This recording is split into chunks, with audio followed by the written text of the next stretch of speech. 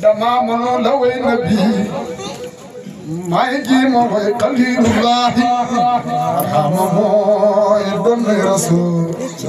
mooy ki jara way ñëw leen way kat yi maa ngi leen di ñaan ngeen bokk teew way la ma bàyyi barsa ngi mooy ki jara way nañ leen wisaare ay tagam barhama ibnu abdallahi yaay giir gi maa di sab giwel xanaa la way ba ne tasar ñas yaa ñu may lu na xasar déglul ma ñëw leen tangi mu ci mayam yàlla ko fal baleen ko bañ asal la sellal na sunnatu rasul sellal tariqa Seex Tijaan kum yar nga raw ba faw de waaju ñu kuy xantu sunnatu rasul ngabal ci baay moo ko fi xam soo ko deful ak ku mën a ngam billaahi du la jëriñ dalay sonnal ñëw leen yàlla waxoon nañu mbiram lu jiitu ak dikkam fi ñun ca alquran soo ko xamul man nga seeti nasrullah mooy sar wi xam le ay mbiram li yàlla wax ci nasrullah ay rek moo ko fi ñodoo kenn mos la gis ku ko melo ne ko dëgg la laa wax ni dëgg la ngay fay continuer mosul génn fu mu juddoo raw na arab raw na hajam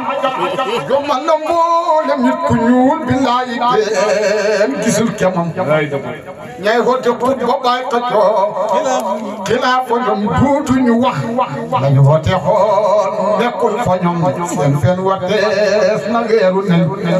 pour yàlla xëy na xatte leen xatte bu mel ni ki bëcc di sab jumaa la mbir ma leer yi wóor na képp kuy julit sandarma buur wooyi pëlis ñu xëy taxaw ak seeni der na leen du ngeen julli jumaa ku nekk di bay par pari xalilullahi na bërë sii kat sa dar ko muy bëngeer ka muy xaras yëpp gër yi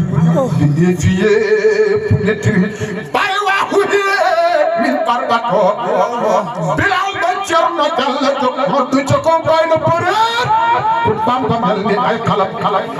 san ginnaa ne bis ni ki keroog ku noon ko du julli juma ala gon abratak ñenam ña des dala dikkal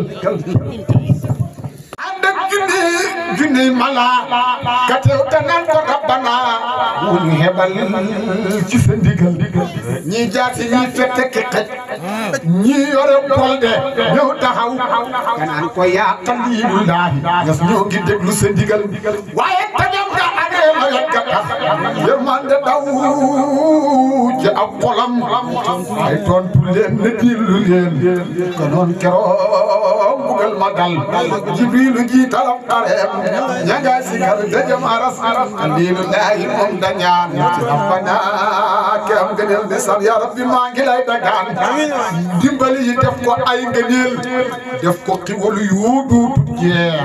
malaaka yépp ne amin ak tabri